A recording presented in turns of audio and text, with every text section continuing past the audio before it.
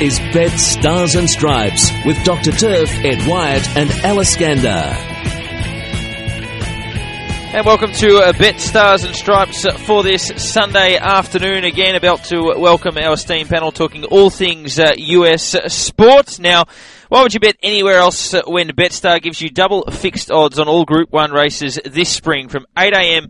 race day? So from 8 a.m. this coming Saturday, of course, Cox Plate Day, double fixed odds on the Cox Plate. So make sure you get around that one as well. Take Betstar on at betstar.com.au. We'll welcome our panel, starting off with Ed Wyatt. Ed, nice to have you with us again on a Sunday. Darren, always good to be here. Absolutely. Alice Gander from Betstar. Al, welcome aboard again. Thanks, Dasher. It's great to be aboard. What a massive week we've had in US sports. And Doc, nice to be working with you again after yesterday, and been a big couple of days for you. I'm living here at the minute. No, lovely to be here, and congratulations on the new website, Al. They've taken down the little sort of, cartoon of you juggling all the different footballs and stuff. It's not the same, but I'll get through. It was a simple writing instruction where he designed our website. No silly pictures of me anymore, and keep it simple. Keep the whole website simple. Keep it intuitive, and the feedback's been fantastic. Yeah, it's a beauty. You managed to take a bit off me yesterday. I had a bad day yesterday. Did you? Yeah. So, double fixed odds. I don't know how you do that, Dasher. It's hard to lose at it. It is. When you take December draw, it's easy to lose. He'll top your account up, mate. Don't worry about that. He just didn't say the mile and a half December draw, which was always the big worry. Look the winner for about 20 seconds. Look the winner. Yeah. And anyone who backed Dunedin with us got 30-1 basically. Yeah. An extraordinary price if you got double fixed odds. Mm-hmm. He was a big drifter yesterday, and I, for the life of me, can't understand why. It was just the barrier.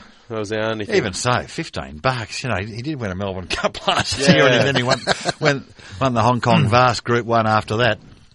Serious big horse. Price. Con opens us up with an SMS. Any funny stories, Doc? Just throwing it out there. Obviously, he's setting high expectations. From my life? Or from yesterday? Or specify just anything in general? Life. Or punting at Horsham today? Is that what he's talking about? I think the horse that won today, it was butchered. It was the worst ride you've ever seen. Got the money. The price? No, it's about 3-1. Ah, something. Something out of the wreck. Dinner's on Doc tonight, everyone. Is that a funny story? I wouldn't have thought so. I thought the funny story was Craig Williams after winning the Caulfield Cup, going home and buying chicken from a chicken shop. We interviewed, Dash and I interviewed Craig Williams after the Caulfield Cup last night, thinking he would be at, getting shouted meals at Water Crown Grill or somewhere flat in Nobu at Crown. Takeaway chicken. KFC, otherwise known as. And he was paying too. So, fantastic. Yeah. It's a great ride. Sensational jockey. He's in good. He's in good form. Kid, he's a very good jockey, and he's a really genuinely decent fella too. Yeah, he is. So good. No one begrudges him. He looks older than I'm tipping he really is. He's 35. Is he? Craig Is he? Williams. Yeah.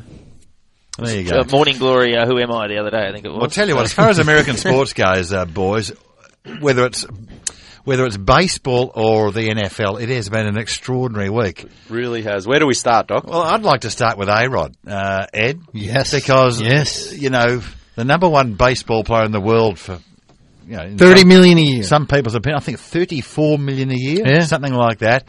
And there is nowhere for him to hide at the moment. And the Yankees have had probably the most disastrous postseason in Major League history. Their batting averages... It's terrible.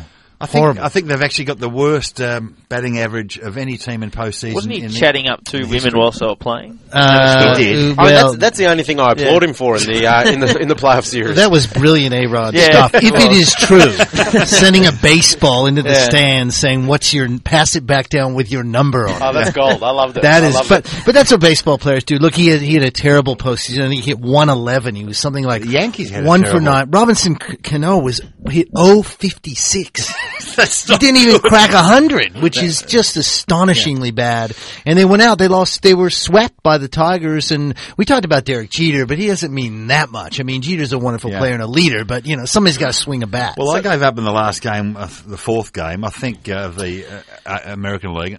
I think the Tigers were leading 7-1, and that actually the Yankees didn't score 7 runs in the entire postseason. Yeah, that's right. In the entire, I don't know whether it's just that the championship season or the divisional series as well, but They just had a shocker. They did. They were really terrible. And I think, when you've got the bullseyes on your back, when you have the highest payroll by far and away of any other team, no salary cap in baseball, as we know. So $200-some million they put in their payroll. And as it should be, really, like particularly for the player, the marquee player who's getting the big bucks. The thing that confuses me, and I'd like for you guys to shed some light, is that, like, what's the career expectancy of a baseball player? Because he's got 5 years to go. The guy's 37 years old. He's got 5 years to go. 114 mil still owed. 114 mil still owed. So they're expecting him to be at the prime of his game at 42. When they sign this contract, they're expecting him to the prime of his game at 42. Like, who's making this deal? It's just these silly negotiating ploys where they, appease a guy by saying, we're going to give you this much, here's how much we value you.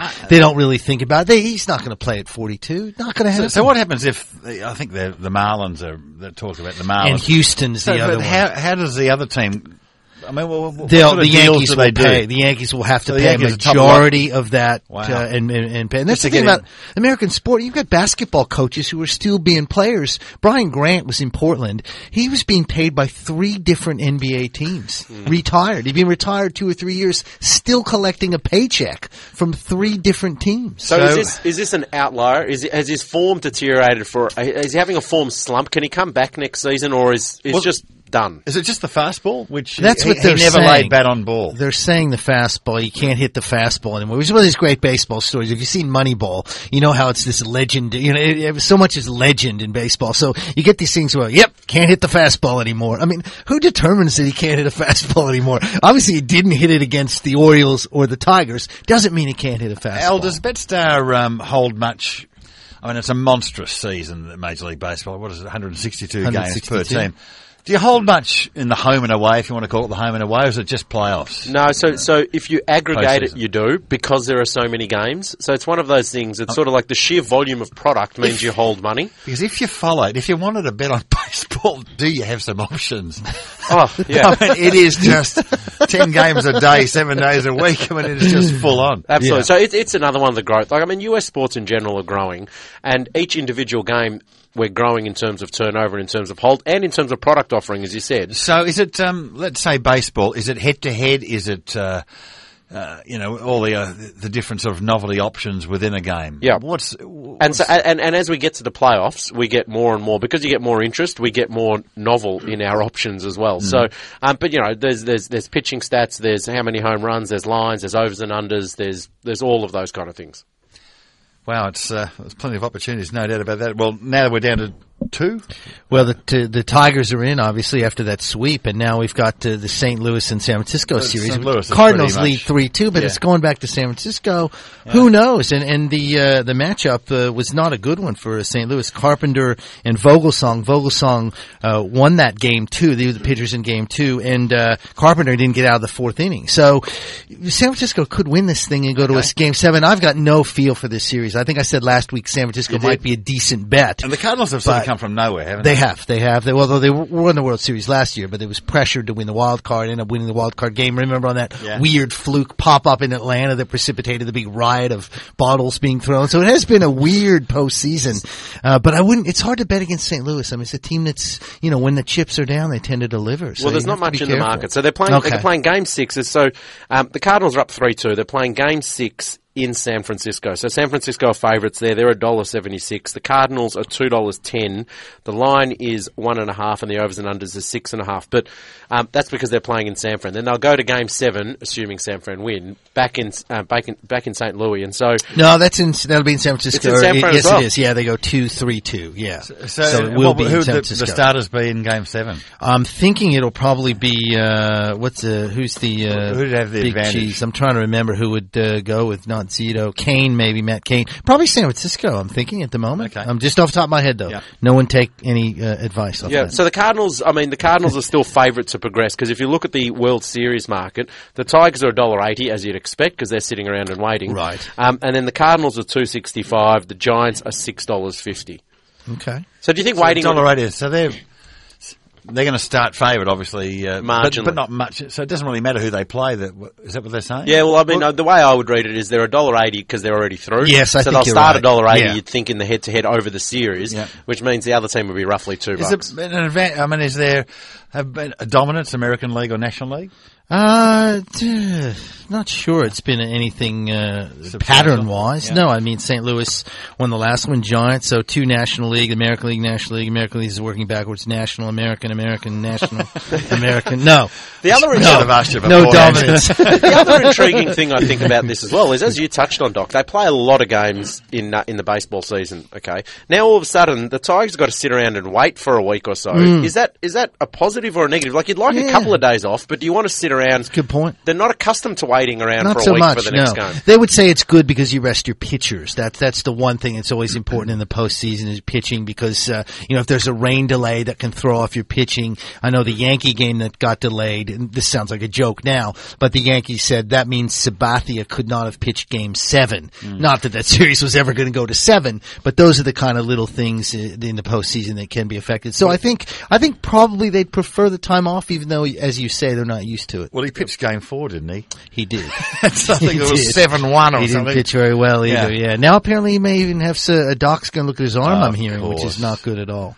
Yeah. Hey, of all the commentators, I mean, we love watching the American sports and love listening to their commentators.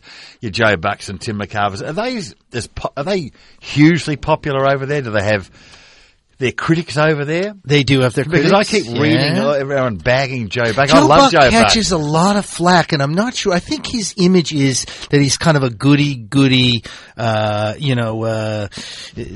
just isn't really a gritty kind of guy, that he's a little too smooth. I really like him too. Yeah. He's also got the problem his dad was a legendary St. Louis Cardinals announcer who was just one of the old-time classics, and I think a lot of people read a little bit into that and think Joe's not a patch on the old man kind of thing, which is really unfair. And Tim McCarver? He's not very well liked. Because I read this stuff, but I like listening to it. Well, a lot of the old baseball players, Joe Morgan's another one, that a lot of the new people now think these old-timers are really critical, far too critical on the younger guys, and it becomes a little bit like a back in my day kind of thing. So I think that's why McCarver, in fact, I'm trying to remember, it might have been Deion Sanders, remember Neon Deion, who played football and baseball, I think poured a thing of champagne on McCarver's head, and McCarver was ready to kill him. I think it was Deion. I can't remember. Because there must be a million. I mean, given that it's so much baseball, there must be a million commentators. Well, every team has its own. That's one thing here I'd explain to a lot of Australian people. Every team has its own team of announcers, and usually one for radio and one for television. Sometimes they do simulcasts, but every team. So, Major League Baseball, 30 teams. That's 30 teams of commentators, plus they often do it in Spanish. So you have an American commentator and a Spanish team, and it's just unbelievable. And they are employees of the team, by the way. So when you hear guys over here, you pick up a game, you might be watching a Diamondbacks broadcast, and it seems like they're really pumping up the home team. They are, because they're getting paid by the home team. Shall we cast our mind a little bit to the NFL and have a quick recap of last week's? We'll start off maybe with the Cowboys-Ravens game.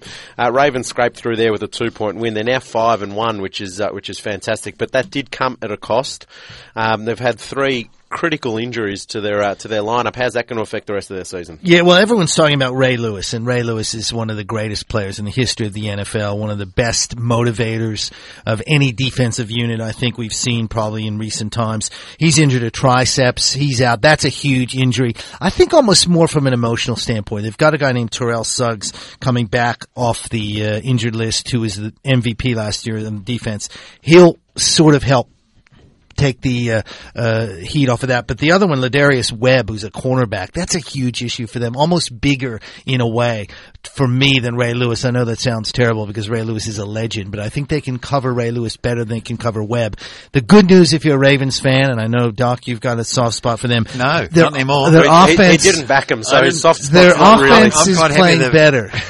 I'm happy they've incurred a lot of injuries today, to be honest. I'm selfish like that. Okay, there we go. We'll take emotion out of it. They offensively, I think they're better, but that might help balance the defense a little bit. But big losses, don't get me wrong. Speaking of defense, what about the Giants? I mean, their defense over the weekend, or last week, I should say, was sensational. They kept San Francisco to 3 points. They scored 26 themselves, so a fantastic win away from home. Yep.